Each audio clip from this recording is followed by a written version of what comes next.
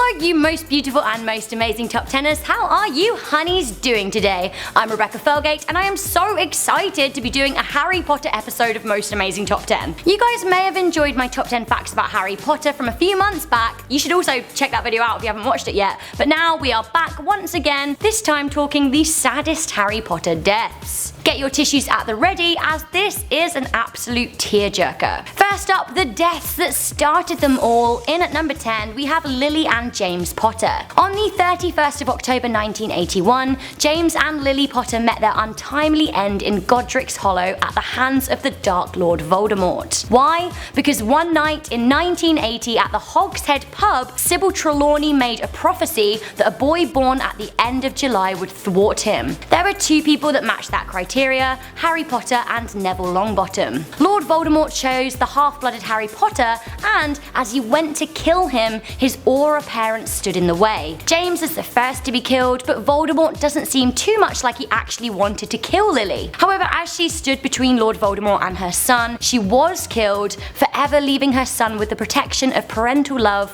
that he could unfortunately never know firsthand. In a situation so distressingly similar, in at number 9 we have Lupin and Tonks. Remus Lupin and Nymphadora Tonks fell in love at some point when they joined the Second Order of the Phoenix. Lupin was a werewolf and significantly older than Tonks, who was a young and newly trained Auror. Despite their differences, they felt an attraction and fought side by side in the Battle of the Department of Mysteries. Tonks publicly declared her love for Lupin after she saw Fleur caring for Bill in the aftermath of the Battle of the Astronomy Tower. Lupin was a good friend to Harry's father James and acted as an uncle figure to Harry. Harry also had a very good close relationship with Tonks. When the pair got married and had their baby Teddy, they even named Harry as the godfather. Heartbreakingly though, at some point during the Battle of Hogwarts, they were murdered. Tonks was murdered by her aunt Bellatrix Lestrange and Lupin by Dolohov. Tonks was never even supposed to join the battle but could not leave her husband to fight alone, and I think I would feel the same. This sentence confirming their death reads, Harry had a clear view of the bodies lying next to Fred, Remus and Tonks, pale and peaceful looking, apparently asleep beneath the dark enchanted ceiling.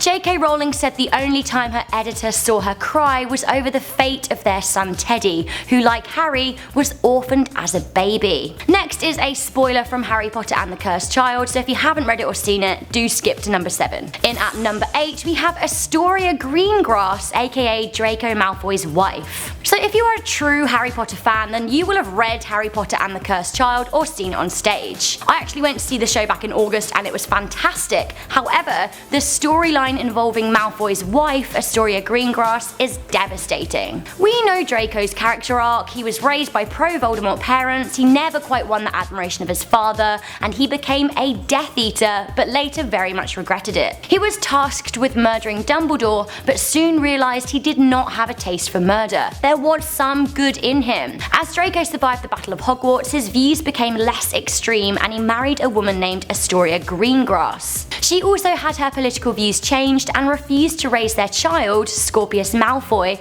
with the belief that Muggles were inferior. By all accounts on Pottermore and in the play, she sounded like an absolute major babe, a strong woman who was really good for Malfoy, but sadly, she died paying the price for a family curse. For Draco, it was very sad that one of his two only happinesses ever was taken away from him, and Scorpius had to grow up without a mother. In at number 7 we have Cedric Diggory, Kill the Spare.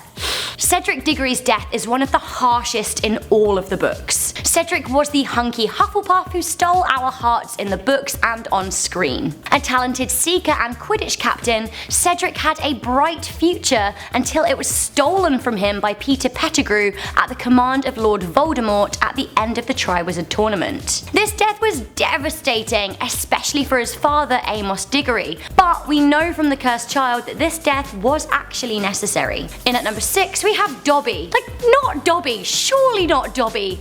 Why Dobby? Dobby was the friendly house elf who pretty much dedicated his life to saving Harry Potter. In Harry Potter and the Chamber of Secrets, Harry sets Dobby free from his cruel masters, the Malfoys, and makes Dobby promise that he will not risk his life again to save him. Just 5 books later, however, we find that he does not stay true to Harry's wish. Dobby is intrinsic in rescuing Harry and his fellow prisoners from Malfoy Manor. As the prisoners escape, Bellatrix Lestrange throws a knife which stabs Dobby in the chest. He dies in Harry's arms, expressing his pride at dying a free elf. His last words are, "Dobby has no master.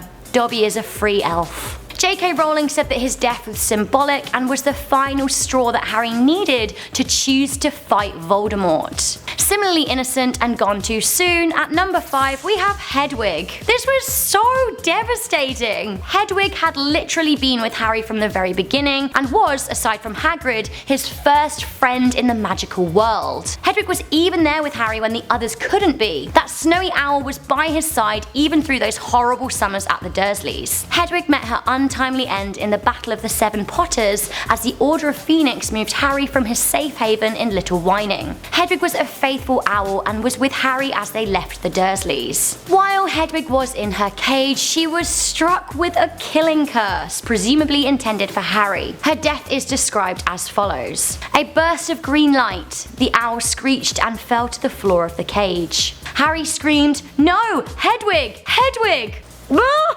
Like, it's too much for me. It's really sad. Like, it's just an owl. Let her fly free. Hedwig's death really does symbolise the loss of innocence and safety. A sad coming of age for Harry, who now of age is truly alone. It's like a dagger to me. Similarly like a dagger to me, by the end, we've had our ups and downs, but at number 4, it's Severus Snape. Snape had a checkered history with dark magic, but came over to the light after he lost the love of his life and was taken in by Albus Dumbledore. He then played a double agent for a long time. Even though we had a love-hate relationship with Snape, his death stung as we found out that ultimately he was good and that he really did care for Harry as a result of his unrequited love for Lily Potter. He met Lily when he was 9 and loved her until his dying day. When she died, he wanted nothing but to avenge her death. All of this Harry finds out when Snape gives him his memories as he lays dying. His deathly blow was delivered by Voldemort's snake Nagini, who bit him in the neck. As an honour to Snape, Harry makes sure that his portrait remains in the headmaster's office at Hogwarts